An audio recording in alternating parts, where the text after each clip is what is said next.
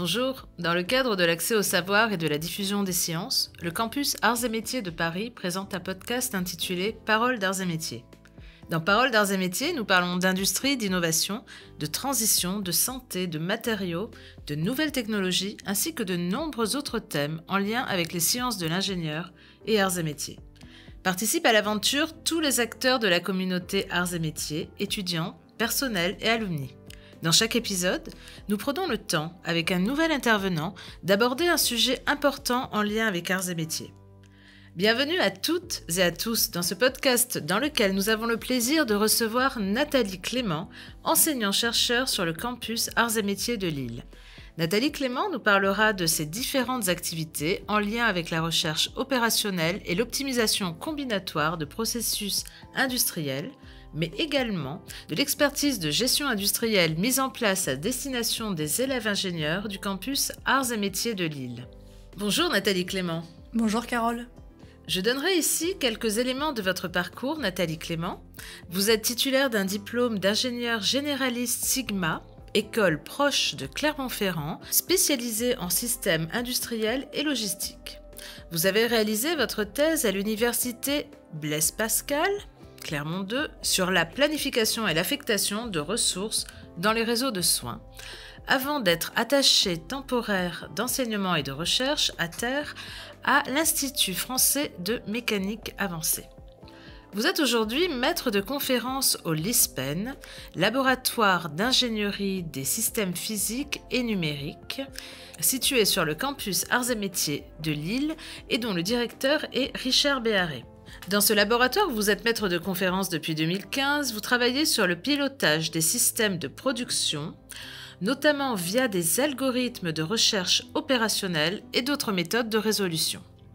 Vous êtes également depuis 2017 responsable de l'expertise gestion industrielle sur le campus Arts et Métiers de Lille, où vous avez mis en place des contrats d'alternance.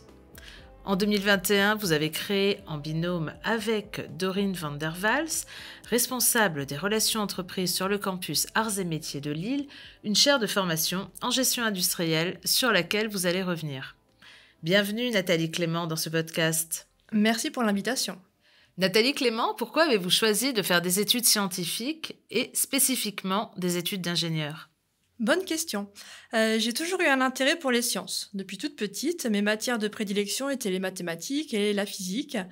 Et depuis petite aussi, j'adorais aider mon papa à démonter, remonter des moteurs. Il était très bricoleur et donc j'aimais aussi beaucoup bricoler avec lui. Plus tard, j'ai également eu l'occasion de travailler avec ma maman pour payer mes études et on travaillait dans un entrepôt logistique. Et donc, au moment de passer mon bac, donc j'avais déjà suivi des études scientifiques, un bac scientifique avec spécialité physique. Ma prof de maths, un jour à la fin d'un cours, est venue m'interpeller en me disant qu'est-ce que tu veux faire plus tard ? Et c'est vrai que j'avais pas du tout réfléchi à cette question. Et là, elle m'a proposé de m'inscrire en classe préparatoire. Et j'avais vraiment aucune idée de ce que ça pouvait bien être. Donc, je me suis renseignée et finalement, je me suis dit pourquoi pas. Et ma carrière académique, on va dire, en tant qu'étudiante, ça a souvent été du pourquoi pas. Et donc, de fil en aiguille, j'ai saisi les opportunités et j'ai finalement, du coup, obtenu mon diplôme d'ingénieur. Comment avez-vous décidé de travailler à Arts et Métiers ? Alors là, c'est à la fin de ma thèse, donc j'ai obtenu ma thèse de doctorat et donc à la fin de la thèse, on peut donc postuler au poste de maître de conférence. Cette année-là, donc j'ai décidé de postuler sur tous les postes qui étaient disponibles en France, dans les thématiques qui m'intéressaient bien sûr, j'ai pas non plus élargi trop. Donc j'ai postulé à une dizaine de postes et la plupart des écoles ou laboratoires sur lesquels on postulait nous invitaient à faire un séminaire. C'est l'occasion pour nous, en tant que candidats, d'apprendre à connaître l'environnement dans lequel on va pouvoir travailler. Et puis surtout se présenter aux futurs collègues. Et en particulier, je me rappelle que j'avais été super bien accueillie par les collègues avec lesquels je travaille aujourd'hui. Et donc ça m'a persuadée, j'étais convaincue que c'est ici que je commencerai ma future carrière. Et puis, bien sûr, il n'y a pas que ça. On se renseigne aussi sur les établissements dans lesquels on va pouvoir potentiellement travailler. Et il est vrai que l'établissement des arts et métiers est reconnu pour son fort ancrage territorial, ses relations partenariales. Et donc, le fait de pouvoir mettre en application nos activités de recherche, c'était quand même un super leitmotiv. Donc voilà, ça me permettait de mettre directement en application mes activités de recherche. Et c'est effectivement ce que je fais maintenant depuis 10 ans, grâce à l'école et grâce à l'établissement dans lequel je travaille.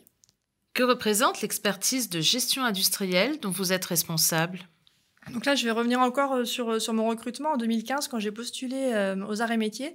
Sur la fiche de poste, il était écrit de prendre la responsabilité d'une expertise et de la développer. Donc là, quand j'ai postulé, c'était assez contradictoire. J'étais effrayée, mais en même temps challengée par la proposition. J'étais toute jeune docteur, donc c'était quand même de grosses missions.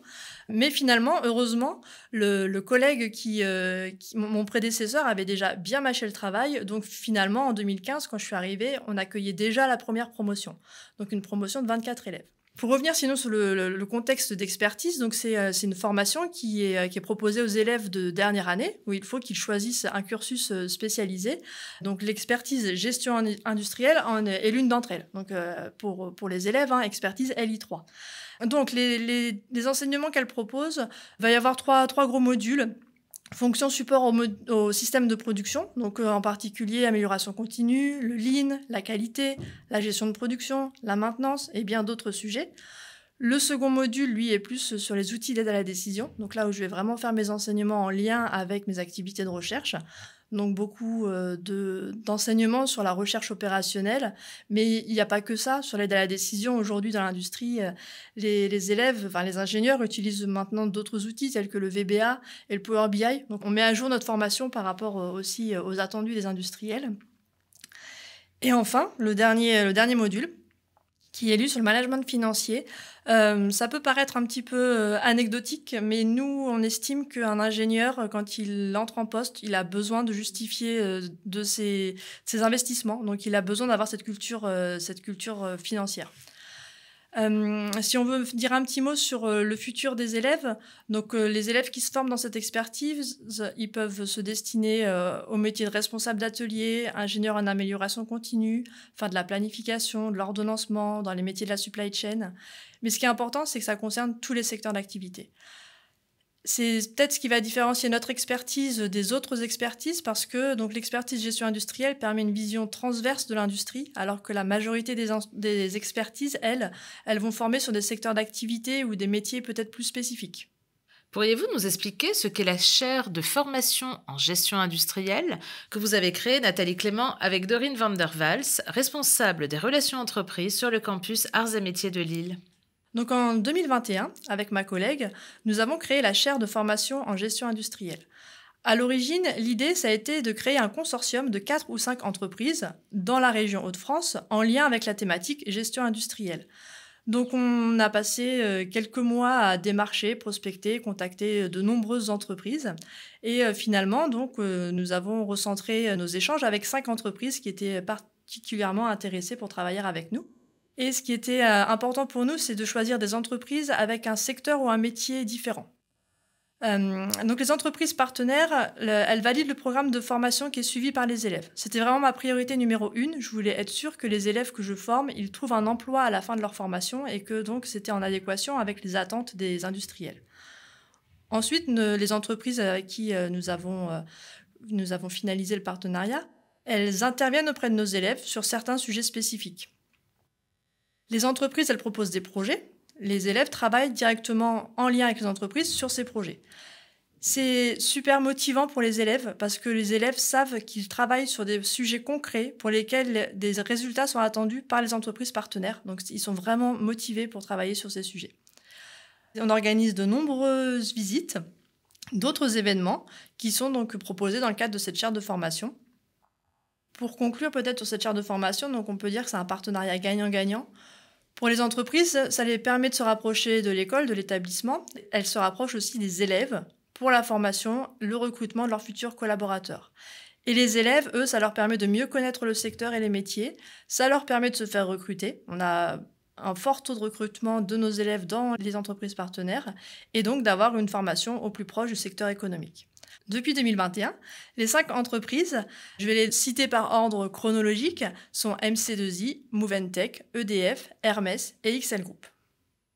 Vous avez été à l'initiative de contrats d'alternance sur le campus Arts et Métiers de Lille. Pourquoi avez-vous mis en place ce dispositif ? Alors, je ne vais pas forcément développer la partie comment, parce que dans l'établissement des arts et métiers, on a la chance d'avoir des services support, en particulier la filiale AM Talent, qui nous aide fortement sur cette partie-là. Donc, je vais plus développer le pourquoi. En fait, l'idée n'est pas nouvelle, hein, c'est un modèle qui existe dans d'autres établissements et sur d'autres campus des arts et métiers. Moi, j'ai pris l'initiative de le déployer sur l'île parce que ça me tenait à cœur. En effet, donc à peu près tous les ans, depuis que je suis arrivée à l'école, j'ai au moins un étudiant qui vient s'excuser à la fin du semestre parce qu'il était fatigué en cours ou parce qu'il était absent, parce qu'il devait travailler soir et week-end pour payer ses études. Et ça, honnêtement, ça me blessait en fait. Pour moi, les élèves, je trouve ça dommage qu'ils perdent leur temps à devoir payer leurs études en parallèle et peut-être faire des métiers qui ne sont pas forcément en lien avec les études. Donc, je me suis dit que développer l'apprentissage, l'alternance, ça permettait donc d'avoir un dispositif pour que les étudiants, ils aient un travail en lien direct avec la formation, qu'ils soient rémunérés et donc qu'ils puissent financer plus simplement la formation. Les étudiants, ils sont ravis de ce dispositif et les entreprises également parce que il y a plein d'entreprises qui vont recruter nos élèves par du contrat d'alternance. Vous êtes maître de conférence au laboratoire d'ingénierie des systèmes physiques et numériques, dont le directeur est Richard Béharé. Sur quoi centrez-vous actuellement votre recherche, Nathalie Clément? Alors, concernant mes activités de recherche, je travaille sur le pilotage des systèmes de production dans un contexte de reconfigurabilité. Cela peut concerner des problèmes de dimensionnement, de planification, d'ordonnancement. Tout va dépendre du niveau de décision qui est concerné. À l'origine, j'utilisais des méthodes de recherche opérationnelle pour résoudre ces problèmes, mais aujourd'hui, les problèmes traités, sont des problèmes en lien avec des industries, des problèmes réels. Donc nos problèmes sont complexes, ils sont dynamiques, donc les méthodes de recherche opérationnelle vont trouver leurs limites. Donc maintenant, j'oriente mes travaux sur de la modélisation multi-agent. Vous avez aussi travaillé sur des applications non industrielles. Pourriez-vous, par exemple, nous présenter vos travaux sur le bean packing et ses applications à l'amélioration des systèmes de santé? J'ai travaillé sur ce sujet pendant mes 3 années de doctorat. Mon directeur de thèse travaillait avec des hôpitaux. L'idée était de créer un outil d'aide à la décision pour aider à la planification d'examens médicaux sur un groupement hospitalier de territoire composé de plusieurs sites hospitaliers. Dans ce cas-là, donc toutes les ressources ne sont pas disponibles de la même façon sur tous les sites, et c'est là tout l'enjeu du problème. Cela permettrait de désengorger les gros sites pour répartir la charge de travail sur des sites périphériques. Donc pour résoudre cela, j'ai trouvé une analogie avec le problème du bean packing, qui grossièrement consiste à ranger des objets dans des boîtes. Intéressant. Comment vous est venue cette idée? Si je détaille un petit peu plus le principe, en recherche opérationnelle, il existe un catalogue de problèmes dans la littérature et le bean packing en fait partie. Ce qui est intéressant avec ces problèmes de la littérature, c'est qu'on connaît des méthodes pour les résoudre. Donc comme je le disais, pour le problème du bean packing, on a des objets à ranger. Chaque objet a une taille donnée. On dispose de boîtes de capacité connues et on veut ranger tous les objets dans des boîtes en minimisant le nombre de boîtes. Et bien sûr, chaque objet doit être rangé. Si on prend un exemple, un déménagement, vous avez des cartons vides, tous les cartons ont la même taille et vous voulez ranger toutes vos affaires pour déménager dans ces cartons et bien sûr vous voulez utiliser un nombre minimum de cartons pour transporter le moins de cartons possible. C'est exactement le problème du bean packing. Pour le problème hospitalier, c'était la même chose. J'ai des examens, je souhaite les affecter à des machines sur une période temporelle. C'est aussi un problème du bean packing. Ainsi, j'ai pu appliquer en partie les méthodes utilisées pour résoudre le problème du bean packing au problème hospitalier. Vous êtes membre du Conseil d'administration d'Arts et Métiers et également du Conseil national des universités dans sa 61e section, Génie informatique, automatique et traitement du signal. Quel regard cela vous amène-t-il à porter sur l'institution d'Arts et Métiers, ainsi que l'enseignement et la recherche? Ces 2 rôles me permettent d'être au cœur de décisions stratégiques. Au conseil d'administration de l'école, cela me permet de suivre les actualités de notre établissement, des problématiques et des opportunités actuelles. Notamment, en 2021, j'ai co-animé le groupe de travail sur les ELF, donc les Evolutive Learning Factory, afin de définir et présenter le dispositif aux membres du conseil d'administration. C'était captivant d'être dans les premières discussions de ce grand projet national. Quant à la CNU 61, le rôle est de s'assurer de l'adéquation entre les chercheurs de la thématique, en particulier la gestion industrielle, mais pas que, et donc de s'assurer de cette adéquation au niveau national. Et là aussi, un travail est actuellement en cours en amont sur la stratégie de publication. Nathalie Clément, vous allez prochainement soutenir votre habilitation à diriger des recherches, ou HDR. Quelles en seront les thématiques ? Sur ce sujet-là, je ne veux pas trop me dévoiler, je ne veux pas trop en parler tant que ce n'est pas officiel, mais oui, effectivement, vous avez vos sources, le projet est bien avancé. Donc comme annoncé plus haut, le projet Mon HDR est l'utilisation de méthodes multi-agents pour le pilotage des systèmes de production, en ne considérant pas uniquement les niveaux de décision, mais également les échelles physiques sur lesquelles la décision aura un impact. Nous avons la chance de travailler dans un établissement en lien fort avec l'industrie et donc nous devons proposer des outils applicables par les industriels. Vous allez prochainement bénéficier d'un CRCT, congé pour recherche ou conversion thématique, qui est accordé aux enseignants-chercheurs. Qu'allez-vous y développer ? Alors, le CRCT, me concernant, va juste développer uniquement les premières lettres de l'acronyme congé pour recherche. En tant que bon enseignant-chercheur, j'ai de multiples casquettes, des casquettes pédagogiques, des casquettes administratives, en plus bien sûr de mes missions de recherche. Et aujourd'hui, j'estime qu'il est temps pour moi de faire une pause sur ces activités pédagogiques et administratives et pour pouvoir me concentrer sur ma recherche. Donc ce sera l'occasion pour moi d'avancer, de finaliser des actions qui sont en cours ou peut-être même démarrer de nouveaux projets. L'objectif principal, ce sera donc de poursuivre et d'avancer le projet sur les méthodes multi-agents qui sera développé lors de mon HDR. Et notamment, je vais pouvoir faire des séjours dans des universités spécialistes du domaine en France et en Europe. Cela va me permettre de développer mes compétences et pourquoi pas créer de nouvelles collaborations et de nouveaux projets. Quel serait votre mot de la fin, Nathalie Clément ? La femme scientifique peut trouver sa place dans la société, donc mesdemoiselles, n'hésitez pas à croire en vos rêves scientifiques et en vos rêves d'ingénieur. Merci Nathalie Clément d'avoir accepté de participer à ce podcast Paroles d'Arts et Métiers. Ce podcast est disponible sur la chaîne YouTube d'Arts et Métiers. Il a été créé sous l'impulsion du campus Arts et Métiers de Paris. Production, montage et habillage sonore, Jean-Marc Rousseau. Moyens techniques, ICIFTech. Nous remercions la Direction Générale d'Arts et Métiers, la Direction Marketing, Communication et Fundraising, notamment sa directrice Aurore Friedlander et l'ICIFTech. Nous remercions également le campus Arts et Métiers de Lille, dont Émilie Rénuit, chargée de communication sur le campus Arts et Métiers de Lille, ainsi que le campus Arts et Métiers de Paris, dont son directeur Michael Rivette, pour leurs apports et leur soutien. N'hésitez pas à consulter le site web artsetmétiers.fr où vous trouverez des informations sur la recherche, les formations et les diverses activités réalisées à Arts et Métiers. Vous étiez avec Carole Vanoun, merci à toutes et tous de nous avoir écoutés et nous vous donnons rendez-vous très bientôt pour un nouvel épisode de Paroles d'Arts et Métiers.